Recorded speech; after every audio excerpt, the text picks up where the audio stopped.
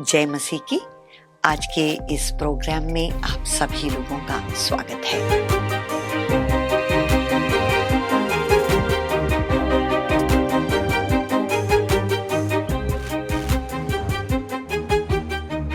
बहनों के लिए इस प्रोग्राम के तहत बहुत सारी बातों को हमें सीखना है।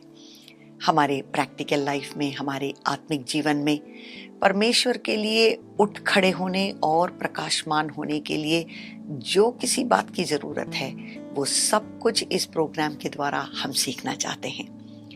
लेकिन जब इस प्रोग्राम की शुरुआत हुई, जब मैं प्रार्थना में थी, तो पवित्र आत्मा ने कुछ इस तरह से मेरे दिल के अंदर में एक प्रेरणा दी कि हम इस जगह से शुरू करें सुसमाचारों से, जहां हम ये देखते हैं कि यीशु मसीह ने किस तरह से महिलाओं से बर्ताव किया, उनका क्या नजरिया था। उस समय 2000 साल पहले यहूदियों के संस्कार में, जहां पर महिलाओं को बहुत ही नीचा देखा जाता था, उनका जैसे मान लीजिए कोई स्थान ही नहीं रहता था सोसाइटी में। लेकिन जब हम इन बातों को सीखते हैं कि यीशु मसीह ने किस तरह से जो है बहनों के साथ बर्ताव किया, कई कहानियों को वहां पर हम देखते हैं, तो उससे हमें ये पता चलता है कि पिता परमेश्वर के दिल में महिलाओं के लिए, बहनों के लिए कितना ज्यादा प्रेम है, वो कितना आदर सम्मान करते हैं उनका। हमें पता है कि यीशु मसीह जो कि पिता परमेश्वर के इकलौते पुत्र हैं, जब वो इस धरती पर मनुष्य बनकर आए तो सबसे बड़ी बात क्या थी कि हमने ये देख लिया कि ये पिता परमेश्वर है कौन, उनका दिल कैसा है, वो कैसा सोचते हैं, उनका व्यवहार कैसा है। क्योंकि यीशु मसीह हम लोगों की तरह एक मनुष्य बनकर हमारे बीच में वो रहे, उन्होंने सेवकाई की और लोगों के साथ जब उन्होंने जो है बातचीत किया, उनकी समस्याओं में, उनकी परेशानियों में जब वो शामिल हुए, तो हमें ये पता चलता है कि इस हर एक सिचुएशन में पिता परमेश्वर का दिल क्या है। आइए आज हम एक ऐसी ही कहानी की ओर देखेंगे जो कि यूहन्ना रचित सुसमाचार उसके 8वें अध्याय में है। हो सकता है हम लोगों ने, हम सभी ने कभी ना कभी एक बार तो जरूर इस कहानी को हमने पढ़ा है, जिसमें व्यभिचारिणी को क्षमा किया यीशु मसीह ने। बहुत ही सुंदर एक कहानी है ये। एक तरह से कहा जाए तो कहानी नहीं, ये this is a true story जो कि सचमुच उस समय में हुआ। हम ऐसा पढ़ते हैं यहाँ, परंतु यीशु जैतून के पहाड़ पर गया। भोर को वह फिर मंदिर में आया।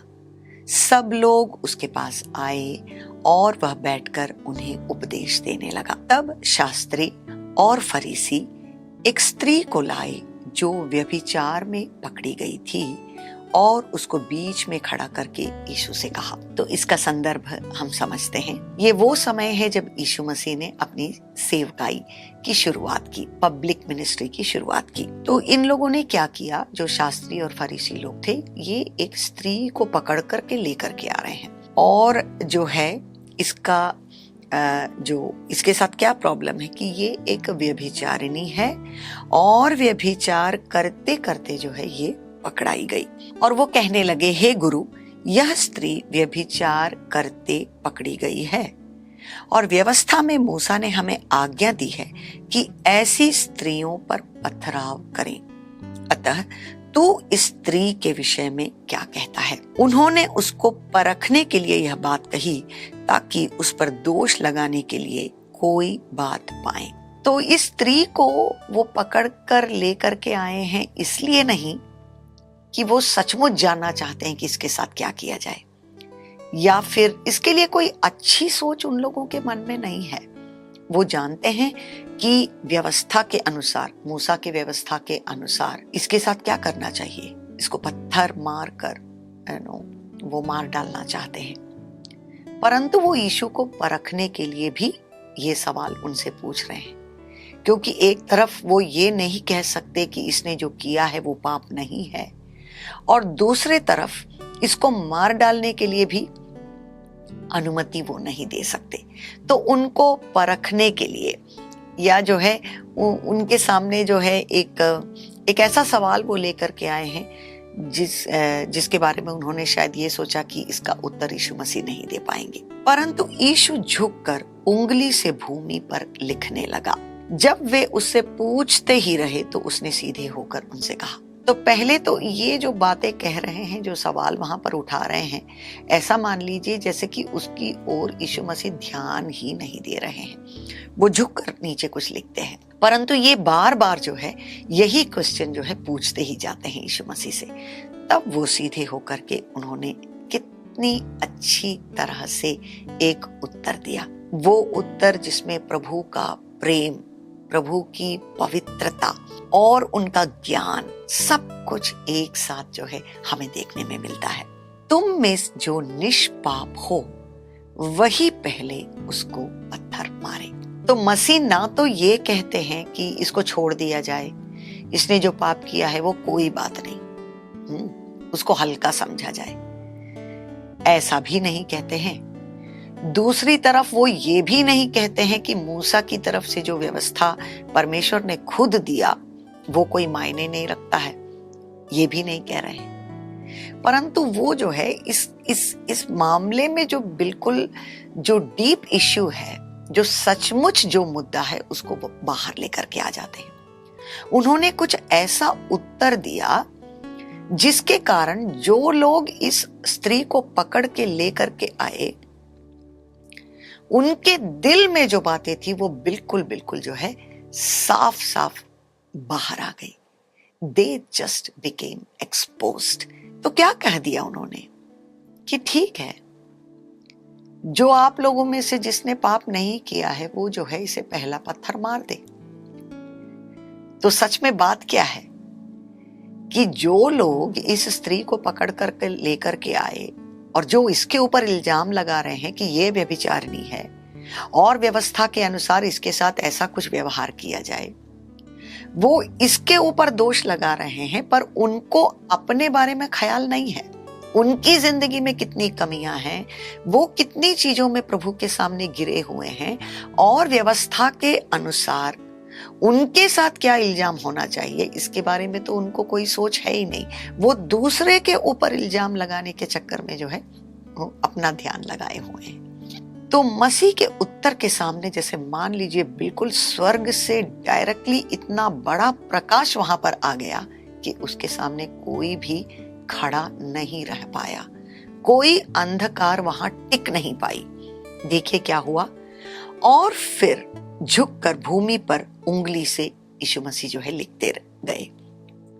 परंतु वे यह सुनकर बड़ों से लेकर छोटों तक एक एक करके निकल गए और यीशु अकेला रह गया और स्त्री वहीं बीच में खड़ी रह गई। Praise God.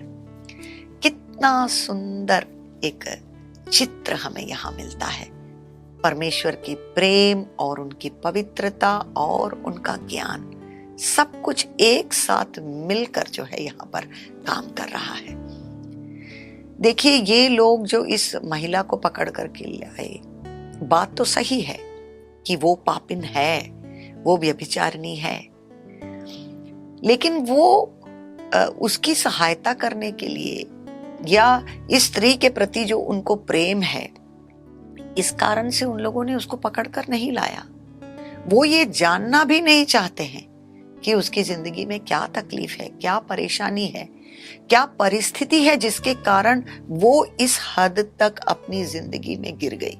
नहीं, वो ये कुछ भी नहीं जानना चाहते हैं, केवल जो है इल्जाम लगाना चाहते हैं। उसकी जिंदगी में जो बुरी बात है या जो कर्म है, बस उसी नाम से वो उसको पुकारना चाहते हैं।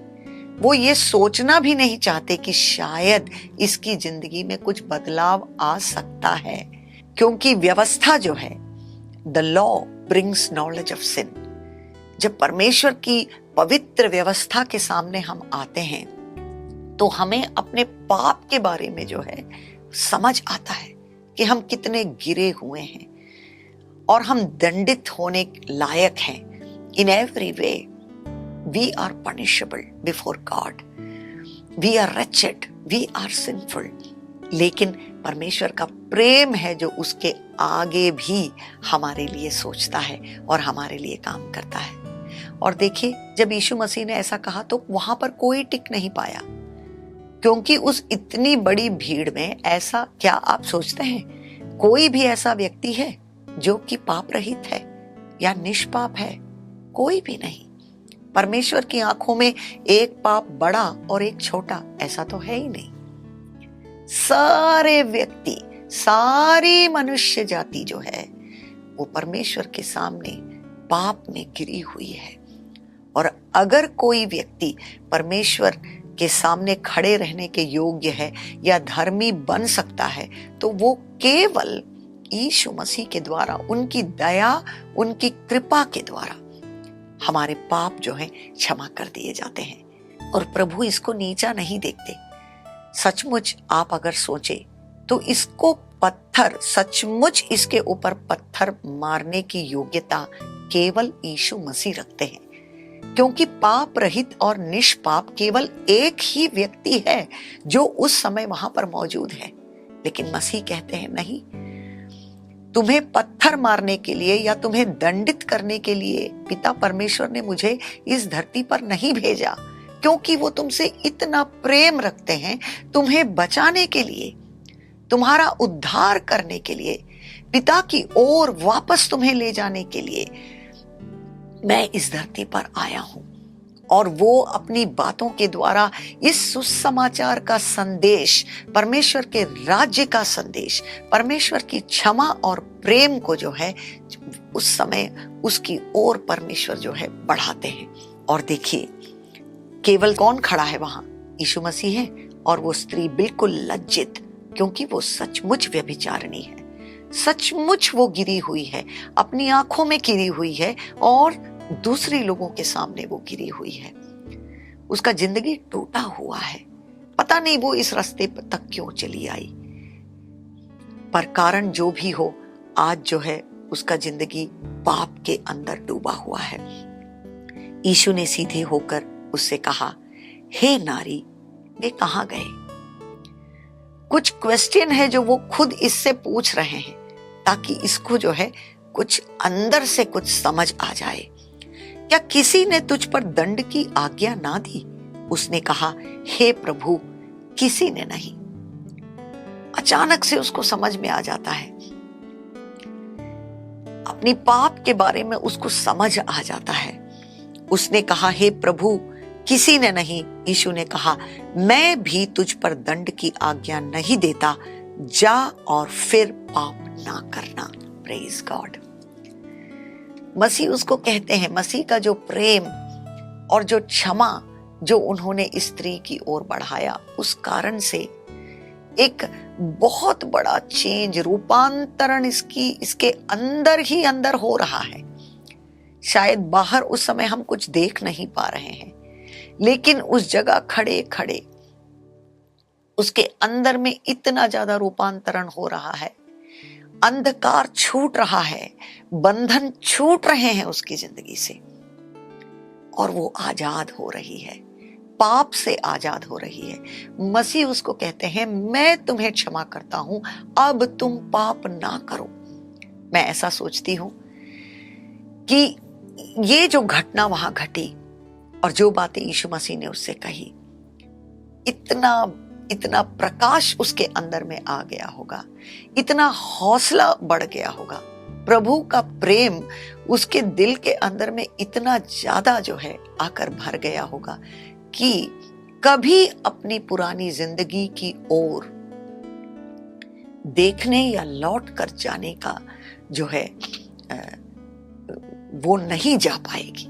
वो रास्ता उसके लिए हमेशा के लिए बंद हो गया होगा, और एक गहरा पश्चाताप उसके अंदर में आ गया होगा, जिसके कारण वो कह रही होगी कि हे प्रभु, इस प्रेम को छोड़कर मैं कभी ना जाना चाहूं। प्रभु, आपने मेरी जिंदगी को बदल दिया, मुझे नया जीवन दे दिया। अब मैं पाप ना करूंगी प्रभु, अब मैं जिंदगी भर अपनी आखिरी सांस तक आपके साथ मैं चलना चाहूंगी। हम क्या देखते हैं इस घटना में? प्रभु का दिल, उनका प्रेम, उनकी क्षमा। हम कितने ही टूटे हुए क्यों ना हो, दूसरे लोग हमारे बारे में क्या कुछ क्यों ना कहते हो, हमने खुद जो है अपनी जिंदगी को हो सकता है बर्बाद कर दिया, पाप के रास्तों में हम चले गए, लेकिन फिर भी हर समय हमें दंडित करने के बजाय हमारी सहायता करने, हमें बचाने और हमारी जिंदगी में उद्धार लेकर आने के लिए परमेश्वर हमेशा तैयार रहते हैं। इस प्रेम की ओर आप मुड़े। अपनी प्यारी बहनों से मैं ये कहना चाहूंगी, कभी परमेश्वर के प्रेम को छोड़कर आप ना जाएं, पाप के रास्तों को आप छोड़ें और प्रभु की ओर दौड़े चले आएं। वो आपसे प्रेम करते हैं, वो आपको क्षमा करके नई जिंदगी परमेश्वर आपको देना चाहते हैं। God bless you.